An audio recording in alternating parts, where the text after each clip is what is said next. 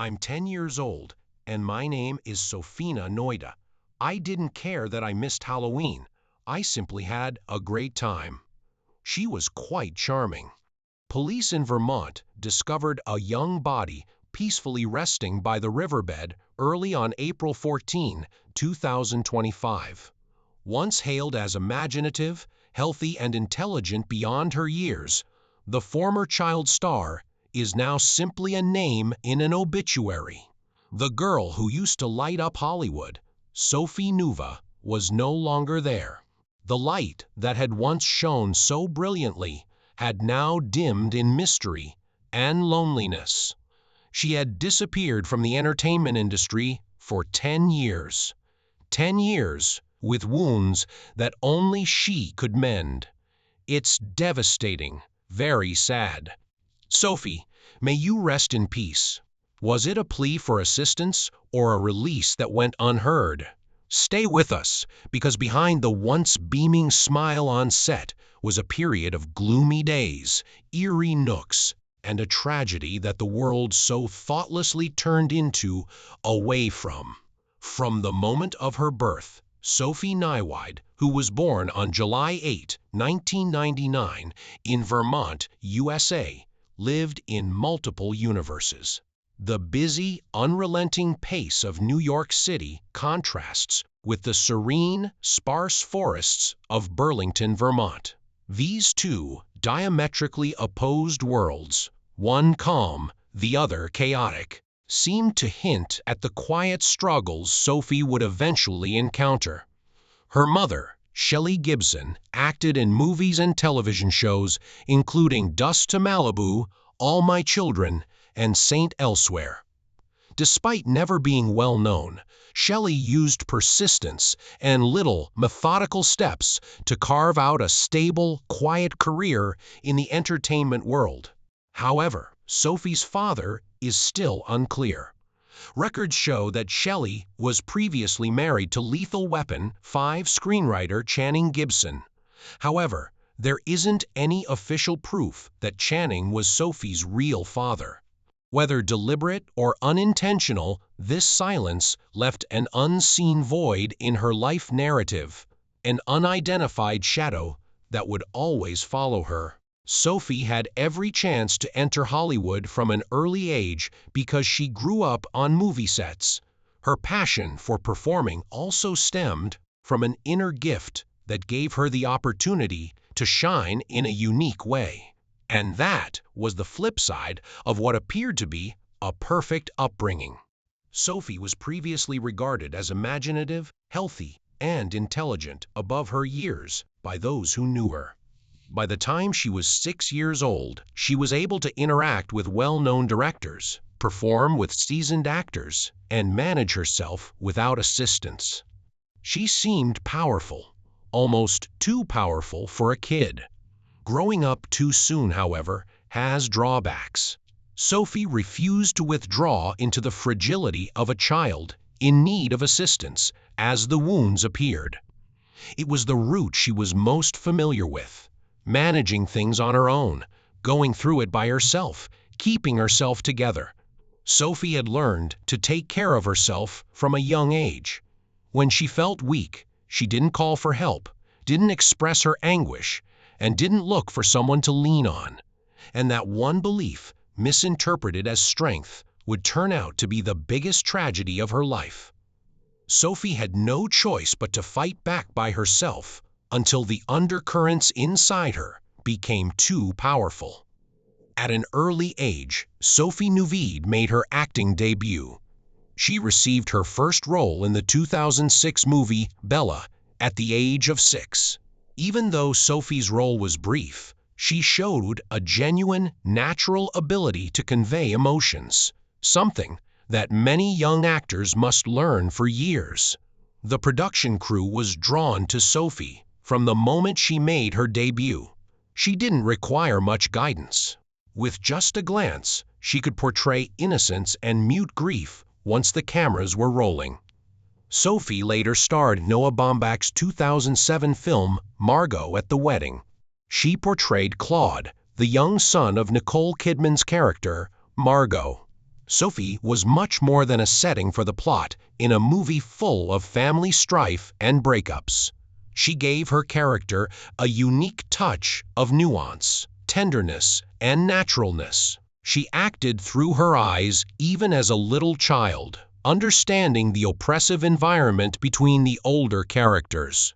Many members of the film crew and critics were taken aback by this maturity in every small move. They came to see that Sophie was living in the world of her characters, not just acting. Sophie appeared in the worldwide film Mammoth, which was directed by Lucas Moody in 2009. She played Jackie, the daughter of Michelle Williams and Gail Garcia Bernal. In the film, Jackie is raised by a nanny while her parents are at work.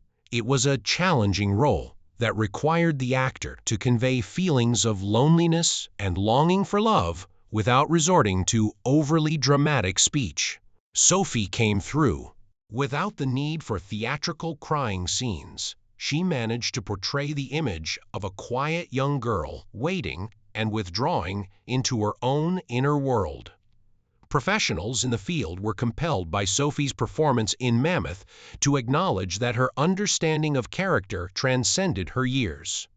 Sophie co-starred with Jessica Alba in the 2010 film An Invisible Sign. Sophie played the younger version of Mona, the main character in the movie, which is about a girl growing up in the middle of family bereavement. Sophie did a good job of portraying a timid, vulnerable child despite her limited screen time. She took little steps, writing numbers on the pavement, glancing nervously at the grown-ups, and withdrawing into herself whenever she felt overpowered by her surroundings. Once more, she didn't require a lot of conversation. Sophie captured her character's sense of isolation and loss-related anxiety with her eyes and body language alone. Sophie also dabbled on television outside of movies. She participated in the social experiment reality show What Would You Do? And had an appearance in an episode of the renowned crime series Law and Order, when she took involved in situations that were morally challenging. Sophie proved she wasn't just skilled at following a script by demonstrating agility, emotional sensitivity, and the capacity to respond organically, even under these unscripted challenges. She handled actual situations with a sincere instinct. Sophie Nyweide left a lasting influence on people around her from the very beginning of her profession. She was one of the most exceptional young talents of her generation because of her natural acting instincts, emotional sensitivity well beyond her years, and capacity to embody characters. Nobody questioned her ability. Many were taken aback by a young girl's ability to comprehend and express feelings so complicated that even adults frequently found it difficult to relate to them. Sophie Nyweide had already made appearances in about a dozen movies and TV series before turning 11, a feat that is difficult for a young actor to accomplish. Alongside Jessica Alba and Noah Baumbach, she participated in films including Bella 2006, Margot at the Wedding 2007, Mammoth 2009, and An Invisible Sign 2010. Darren Aronofsky oversaw a massive project in 2014. In addition to working with well-known actors like Nicole Kidman, Michelle Williams, and Gail Garcia Bernal, Sophie also collaborated with directors who required intense emotional performances, even from young performers. Many critics considered her to be one of the most promising young talents in the wave of American independent film at the time because of her ability to inhabit characters, her natural presence, and her authentic emotional expression. Sophie demonstrated the capacity to carefully manipulate emotions and comprehend her characters from the inside out, in contrast to many young actresses who only depended on being cute. something that even more experienced actors occasionally found difficult to accomplish. According to her family, she appeared to be happiest while posing as someone else in front of a camera. Sophie appeared to find a safe haven in acting, where all feelings, including the most intense sorrows, could be welcomed without condemnation. But Sophie stopped abruptly, just as her career was about to take off. She quit the entertainment business in 2015 at the age of 16 without providing an explanation. No more sets, no new roles. In Hollywood, Sophie vanished without a trace. The once promising name quickly faded into the annals of child stars whose lives were characterized by sorrow and an unfulfilled talent. Sophie Nyweide might have followed in the footsteps of her peers, such as Ella Fanning or Sarah Ronan, if she had persisted. Rather than depending only on their youthful charm, both started their careers at a very young age, appearing in artistic films and establishing reputations as serious performers. For instance, at the age of 13, Saoirse Ronan was nominated for her first Oscar for her performance in the 2007 film Atonement. Following cameos in Babel and Somewhere, Elle Fanning rose to fame in both independent and mainstream film. Sophie shared her background, natural sensitivity, profound character awareness, and wisdom beyond her years. It's easy to envision Sophie Nyweide standing next to big projects and regarded as one of the most gifted young actors of her time if she hadn't quit the business so quickly. However, Sophie left behind an unsolved question and an empty space rather than a long and successful profession. Had she remained? How far might that light have traveled? Even those closest to Sophie Nyweide found it difficult to see the quiet struggles that lay beneath the exterior of a girl who was previously characterized as imaginative, healthy, and intelligent above her years. Sophie was kind and trustworthy, according to her relatives. Because of that, she was a prime candidate for abuse. Sophie repeatedly trusted people who didn't deserve it. Those who injured her, leaving just deep slashes concealed under a composed exterior and no obvious wounds. Sophie's psychological injuries resulted from private situations that were never fully revealed to the public. She was acknowledged by her family, physicians, and even co-workers. Sophie was the only one who really knew the dark sides of her life. Sophie opted for self-medication as a temporary solution to deal with her wounds and an indescribable sense of guilt rather than seeking professional assistance. Her relatives made several attempts to step in. Physicians had offered to help. Even the police attempted to assist in certain cases, but Sophie consistently responded with the same response. "I'm capable of managing things on my own." Not because she really thought she was fine, but maybe because she had been too used to dealing with all of her inner turmoil alone since she was a little girl. Sophie was a visual artist and writer, in addition to her performing career. She painted and wrote a great deal. Her family claimed that her works were like maps documenting intense internal conflicts. One could see a girl attempting to label things no one else could comprehend in order to make sense of her suffering in her poetry and art. However, Sophie found that self-medication through writing and painting only momentarily let her catch her breath. They were unable to rescue her from the shadows. Then the last disaster occurred, around 4:00 a.m. on April 14, 2024. A bystander called Bennington, Vermont police on 911. They discovered a young woman asleep close to a rudimentary shelter made of branches that was sloped and situated next to the Roaring Branch River. Sophie Nyweide was not responding when emergency personnel arrived. At the scene, she was declared dead despite efforts to resuscitate her. Sophie did not reside in the interim shelter, according to the first police information. None of the persons she had been hanging out with were suspected of foul activity. The cause of her death was being looked at as an unintentional drug overdose. No obvious evidence of criminal behavior was found. To my knowledge, she was using drugs. She was with people I didn't know, her mother Shelley Gibson later told the reporters. The shock deepened when the death certificate was revealed.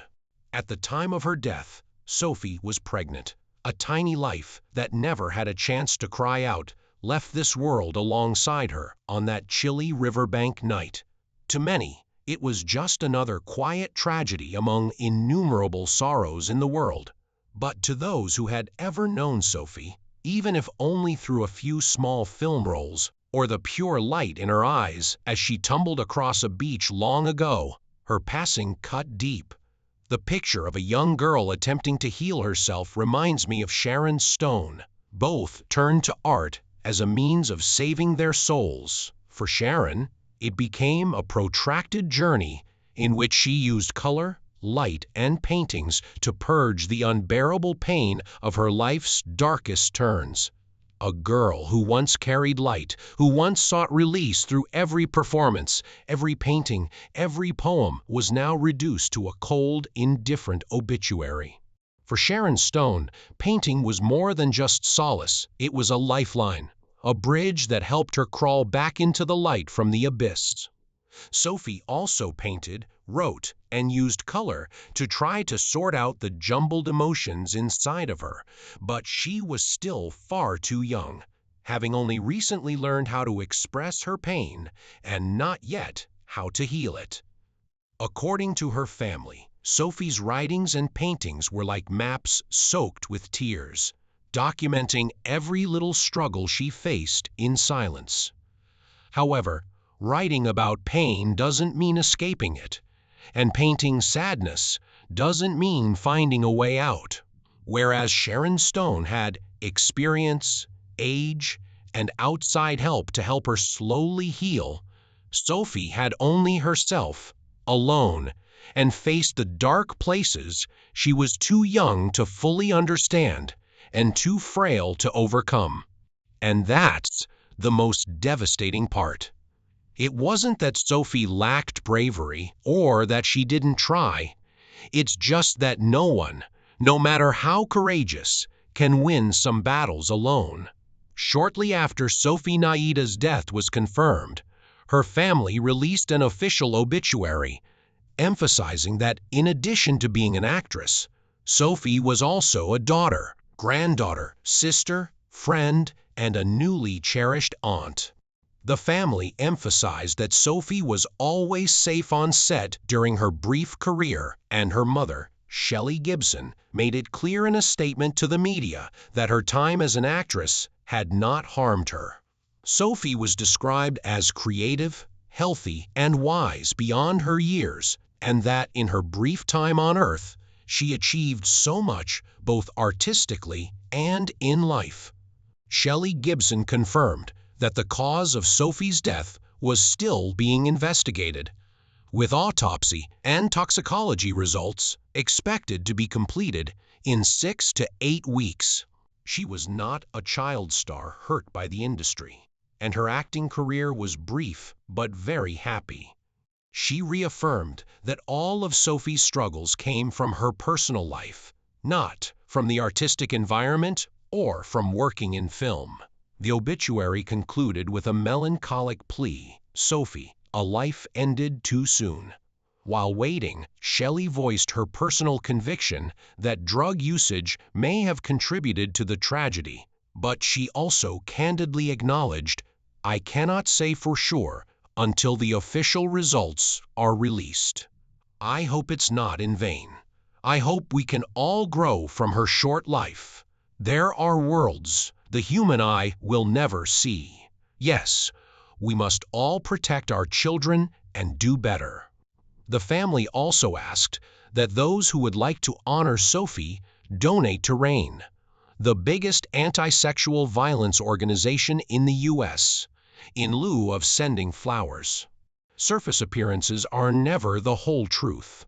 A smiling face and a simple "I'm fine" can conceal the most intense storms raging within.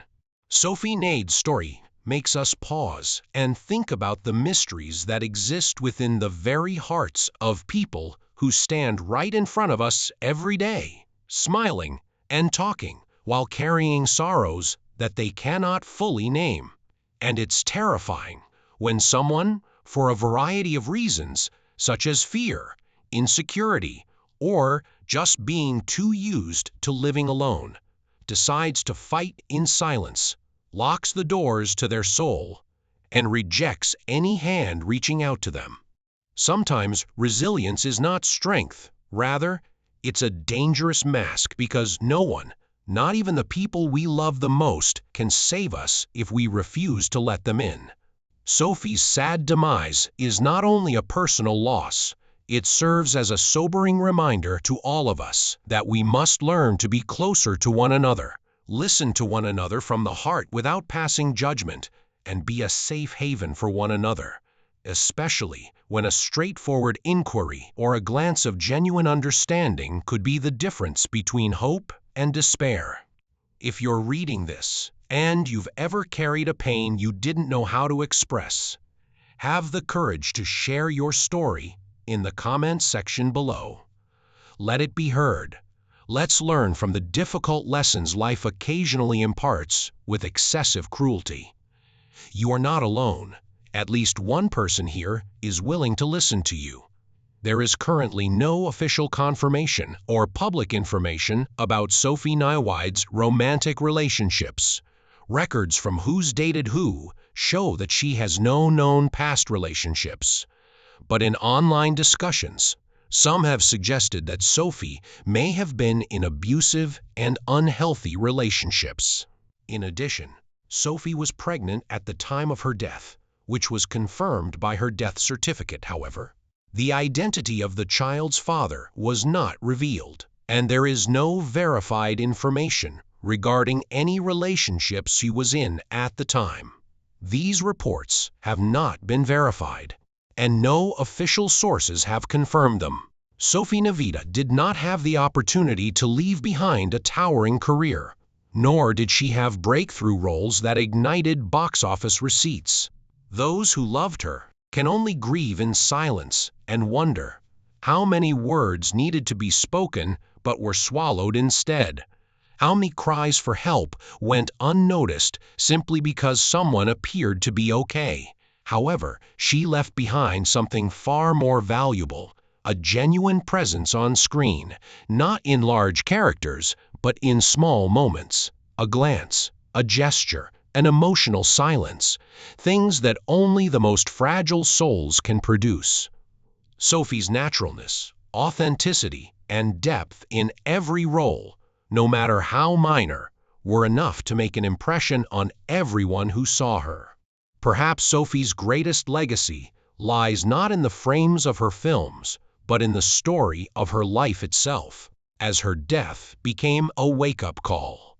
In a world of cinema where sincerity is easily lost, Sophie was proof that purity and genuine emotion still carry their own undeniable weight, even if they don't shout to be seen. Through Sophie, we learned that loneliness does not only affect the weak, it can drown even the brightest, most intelligent, seemingly resilient souls. It forced us to face a long-ignored truth.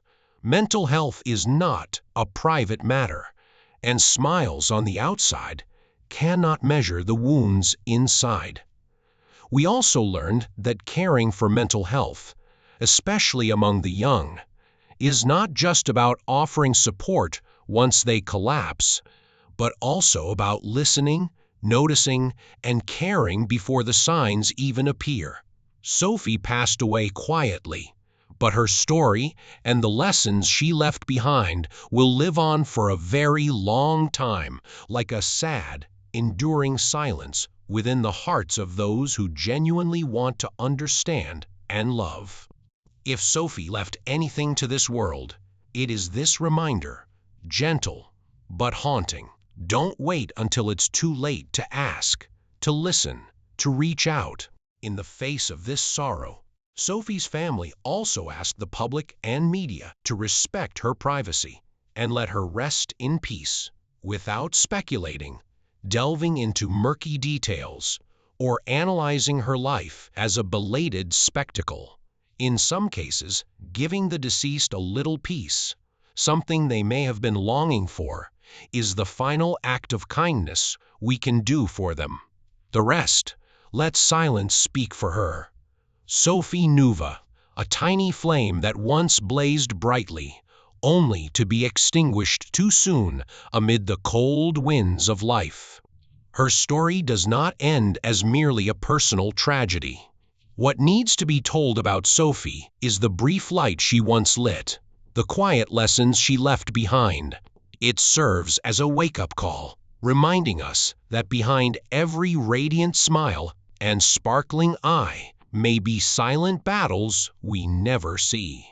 If a girl with Sophie's talent, creativity, and vibrancy, someone who once danced on the earth, could not overcome her silent pain, then we, the living, must learn to delve deeper into each other's inner worlds. If you are experiencing pain, please don't keep quiet, fight alone, speak up, or seek help. Sometimes in this life, a timely hand reaching out is enough to pull a soul back from the abyss. And let the memory of Sophie Nyweide never fade into oblivion. Don't just see the surface. Don't just believe the words, "I'm fine." Remember to subscribe to our channel for more touching tales about the world's legends, and let her narrative shine a light on forgotten souls, and serve as a reminder that helping one another should never be too late.